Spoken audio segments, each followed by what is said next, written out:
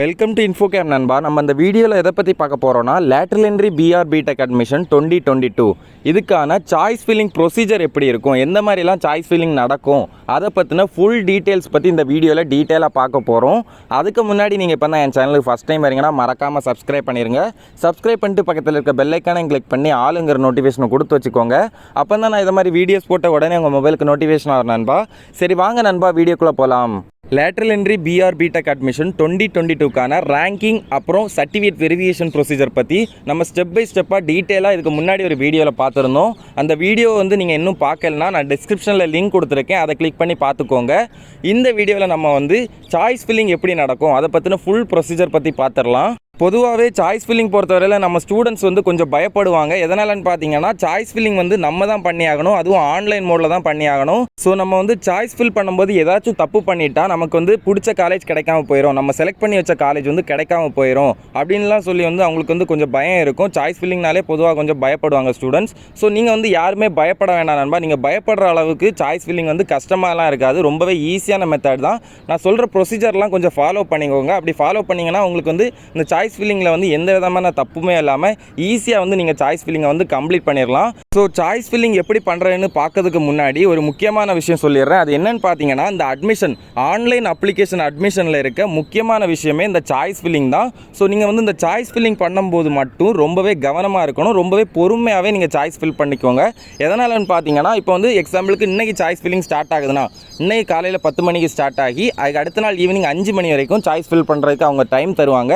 So நீங்கள் choice fill பண்ணும்போது ரொம்பவே பொறுமையாகவே நீங்கள் டைம் எடுத்து சாய்ஸ் ஃபில் பண்ணிக்கோங்க. உங்களுக்கு எந்த டவுட் இருந்தாலும் சாய்ஸ் ஃபில்லிங் டைமில் என்னோட கம்யூனிட்டி டேப்பில் என்னோட மெயில் ஐடியை நான் போஸ்ட் பண்ணுவேன். அந்த மெயில் ஐடிக்கு உங்களோட மொபைல் நம்பரை சென்ட் பண்ணி கால் பண்ண சொல்லுங்கள். நான் கண்டிப்பாக கால் பண்ணி உங்களோட டவுட்டை கிளியர் பண்ணுவேன் நண்பா. சரி, நம்ம இப்போ எப்படி சாய்ஸ் ஃபில் பண்ணுறது அதோட ப்ரொசீஜரை பற்றி பார்த்துடலாம். ப்ரொசீஜர் என்னென்னு பார்த்தீங்கன்னா உங்களோட ரேங்க் அடிப்படையில் உங்களுக்குன்னு ஒரு கவுன்சிலிங் ஷெடியூல் போட்டு உங்களுக்கு இந்த பெர்சன்டேஜ்லேருந்து இந்த பெர்சன்டேஜ் வரைக்கும் இந்த நாளில் சாய்ஸ் ஃபில்லிங் நடக்கும் அப்படின்லாம் சொல்லி கவுன்சிலிங் ஷெடியூல் அவங்க வெப்சைட்டில் அப்லோட் பண்ணிடுவாங்க. இப்போ உங்களுக்கு இன்றைக்கி சாய்ஸ் ஃபில்லிங் இருக்குன்னா நீங்கள் என்ன பண்ணணும்னு பார்த்தீங்கன்னா ரவுண்ட் 1க்கான சாய்ஸ் ஃபில்லிங்க்கு லாகின் பண்ணணும் அப்படின்னு சொல்லி ஒரு பிளேஸ் இருக்கும். அந்த இடத்துல போய் நீங்கள் லாகின் பண்ணணும். உங்களோட மொபைல் நம்பர் பாஸ்வேர்ட் போட்டு லாகின் பண்ணிங்கன்னா அதுக்கு நெக்ஸ்ட் ஸ்டெப்புக்கு என்ன போகும்னு பார்த்தீங்கன்னா டைரெக்டாக உங்களோட ப்ரொஃபைல் பேஜுக்கு லாகின் ஆயிரும். இந்த பேஜில் என்னெல்லாம் அவைலபிளாக இருக்குன்னு பார்த்தீங்கன்னா உங்களோட அப்ளிகேஷன் நம்பர், உங்களோட ஃபோட்டோ, அப்புறம் சிக்னேச்சர், அப்புறம் உங்களோட நேமு, அப்புறம் உங்களோட கம்யூனிட்டி, அப்புறம் ஓவரால் ரேங்கு, அப்புறம் கம்யூனிட்டி ரேங்கு, இதை பற்றி எல்லாம் டீட்டெயிலாக உங்களோட ப்ரொஃபைல் பேஜில் கொடுத்துருக்கும். ஓவரால் ரேங்குக்கும் கம்யூனிட்டி ரேங்குக்கும் என்ன வித்தியாசம்னு நான் ஆல்ரெடி வீடியோ போட்டு டிஸ்கிரிப்ஷனில் லிங்க் கொடுத்துருக்கேன், அதை கிளிக் பண்ணி பார்த்து செக் பண்ணிக்கோங்க. அடுத்து அப்படியே கீழே ஸ்க்ரோல் பண்ணி வந்தீங்கன்னா நெக்ஸ்ட்னு ஒரு ஆப்ஷன் இருக்கும். அந்த நெக்ஸ்ட் பட்டனை கிளிக் பண்ணிங்கன்னா அடுத்த பேஜ் போயிடும். இந்த பேஜில் என்ன நடக்கும்னு பார்த்தீங்கன்னா நீங்கள் இதில் தான் சாய்ஸ் ஃபில்லிங் பண்ண வேண்டியிருக்கும். சாய்ஸ் ஃபில்லிங் பண்ணுறதுக்கு நிறைய சர்ச் ஆப்ஷன் கொடுத்துருக்காங்க. ஒவ்வொரு சர்ச் ஃபில்டரை யூஸ் பண்ணி நீங்கள் உங்களுக்கான காலேஜை ஈஸியாகவே செலக்ட் பண்ணிக்கலாம்.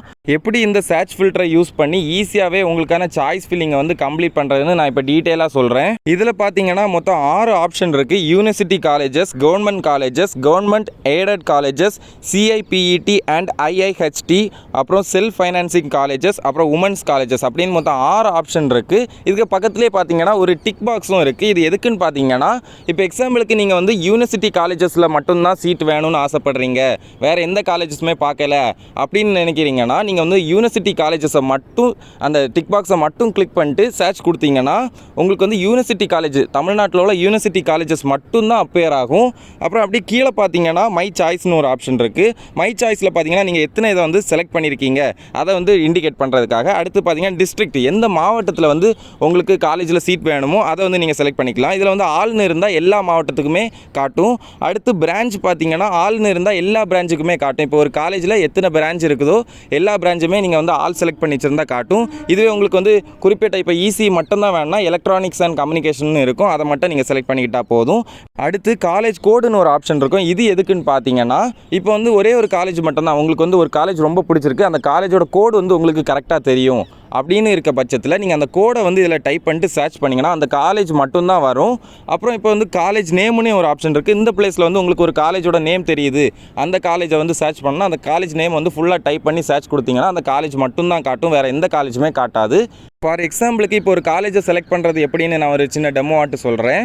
இப்போ வந்து நீங்கள் கவர்மெண்ட் காலேஜ் தான் வேணும், அதுவும் திருநெல்வேலி மாவட்டத்தில் தான் வேணும், அதுவும் இசி டிபார்ட்மெண்ட் தான் வேணும் அப்படின்னு நீங்கள் ஆசைப்பட்றீங்கன்னா நீங்கள் எப்படி செலக்ட் பண்ணணும் பார்த்தீங்கன்னா, அந்த கவர்மெண்ட் காலேஜ் பக்கத்தில் இருக்க டிக் ஆப்ஷனை கிளிக் பண்ணிட்டு அந்த டிஸ்ட்ரிக்ட்னு இருக்க பிளேஸில் வந்து திருநெல்வேலியை செலக்ட் பண்ணிட்டு அப்புறம் அந்த பிரான்ச்சுன்னு இருக்க பிளேஸில் எலக்ட்ரானிக்ஸ் அண்ட் கம்யூனிகேஷனை செலக்ட் பண்ணிட்டு சர்ச் கொடுத்தீங்கன்னா கவர்மெண்ட் காலேஜ் ஆஃப் திருநெல்வேலி மட்டும்தான் காட்டும், அதுவும் இசி டிபார்ட்மெண்ட் மட்டும்தான் காட்டும். அதுக்கு பக்கத்தில் இருக்க ஆட் ஆப்ஷன் கொடுத்தீங்கன்னா உங்களோட செலெக்ஷனில் வந்து அது போய் ஆட் ஆகிரும். ஸோ இந்த சர்ச் ஃபில்டர் எதுக்குன்னு பார்த்தீங்கன்னா, இப்போ வந்து உங்களுக்கு ஒரு காலேஜை வந்து ஈஸியாகவே சர்ச் பண்ணி அதை வந்து உங்களோட செலெக்ஷனில் வந்து ஆட் பண்ணணும் அப்படிங்கிற பட்சத்தில் அதுக்காக தான் வந்து இந்த சர்ச் ஃபில்டரை வந்து அவங்க கொடுத்துருக்காங்க. ஸோ இதை யூஸ் பண்ணி நீங்கள் வந்து உங்களுக்கு தேவையான காலேஜ் வந்து ஈஸியாகவே சர்ச் பண்ணி அதை வந்து சாய்ஸில் வந்து ஆட் பண்ணிக்கலாம். இந்த சாய்ஸ் ஃபில்லிங்கில் வந்து காமனாக ஸ்டூடெண்ட்ஸுக்கு வர டவுட்ஸ் என்னன்னு பார்த்தீங்கன்னா, நான் வந்து எத்தனை காலேஜ் மேக்ஸிமம் செலக்ட் பண்ணலாம் அப்படிங்கிற ஒரு டவுட் வருது. நீங்கள் வந்து எத்தனை காலேஜ் வேணாலும் மேக்ஸிமம் செலக்ட் பண்ணிக்கலாம் நண்பா. எக்ஸாம்பிள் ஒரு 100 காலேஜ் கூட நீங்கள் செலக்ட் பண்ணிக்கலாம். நீங்கள் வந்து உங்களோட மார்க்கை பொறுத்தும் செலக்ட் பண்ணிக்கலாம். இப்போ எக்ஸாம்பிள் பார்த்தீங்கன்னா, இப்போ உங்களுக்கு ஒரு 98% இருந்துச்சுன்னா நீங்கள் ஒரு 2 காலேஜ் இல்லை 3 காலேஜ் செலக்ட் பண்ணாலே போதும், கன்ஃபார்ம் வந்து உங்களுக்கு கிடச்சிரும்.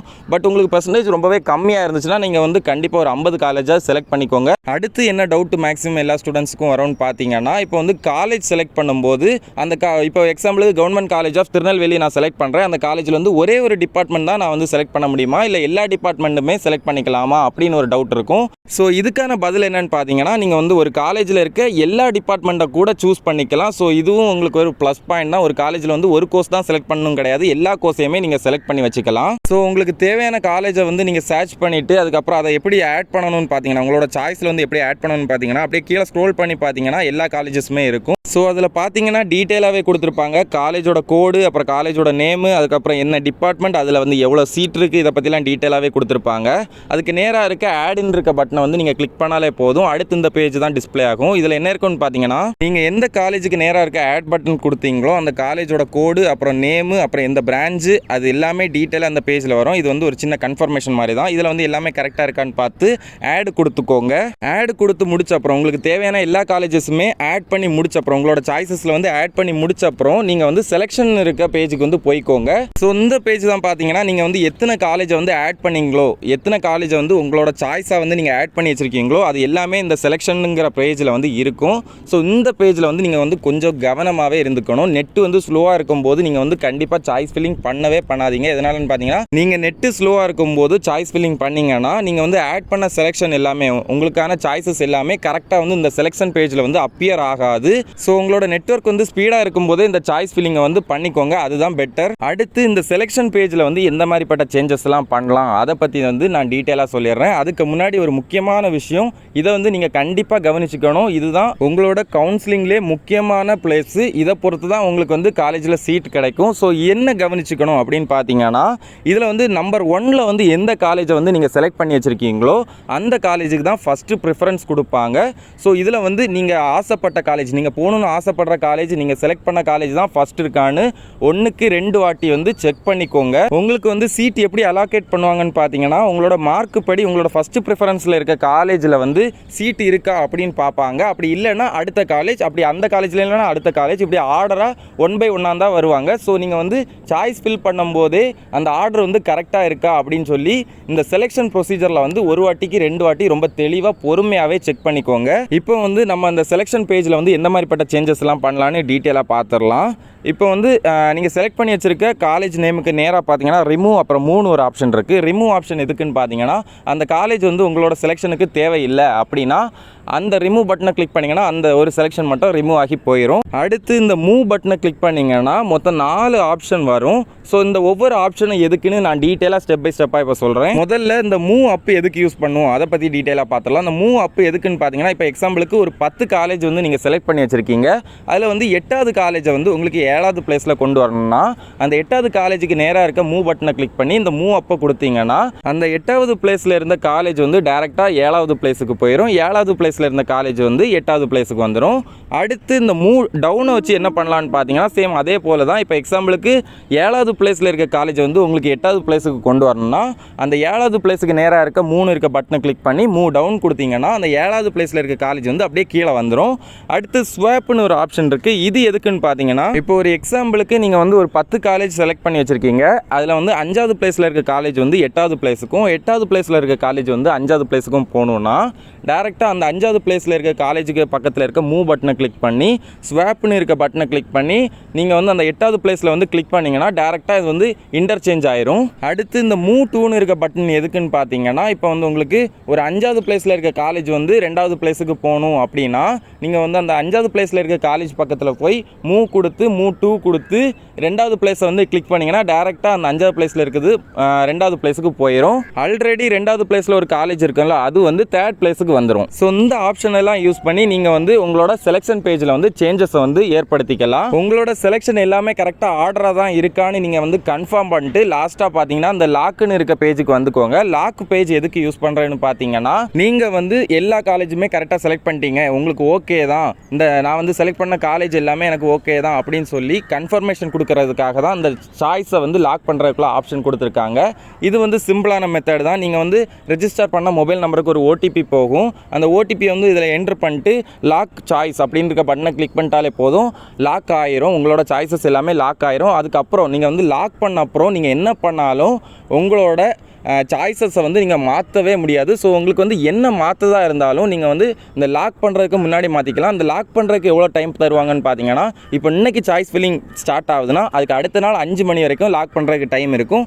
அதுக்குள்ளே நீங்கள் எப்போ வேணாலும் லாக் பண்ணிக்கலாம். அப்படி நீங்கள் வந்து அதுக்கு அடுத்த நாள் 5 மணிக்கும் லாக் பண்ணாமல் விட்டுட்டிங்கன்னா யாரும் பயப்பட வேண்டாம்.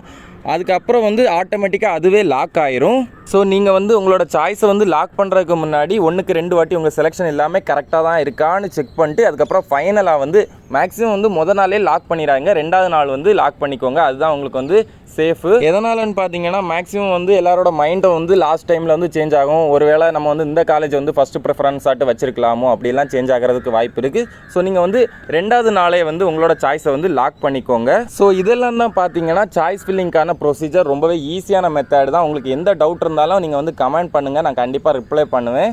உங்களுக்கு இந்த lateral entry PR B.Tech admission 2022 பற்றி இன்னும் நிறைய இன்ஃபர்மேஷன் தெரிஞ்சுக்கணும்னா மறக்காமல் நம்ம இன்ஃபோகேம் சேனலை சப்ஸ்கிரைப் பண்ணி பக்கத்தில் இருக்க பெல் ஐக்கானை கிளிக் பண்ணி ஆளுங்கிற நோட்டிஃபிகேஷனை கொடுத்து வச்சுக்கோங்க. அப்போ தான் நான் இதை மாதிரி வீடியோஸ் போட்ட உடனே உங்கள் மொபைலுக்கு நோட்டிஃபிகேஷன் வரும் நண்பா.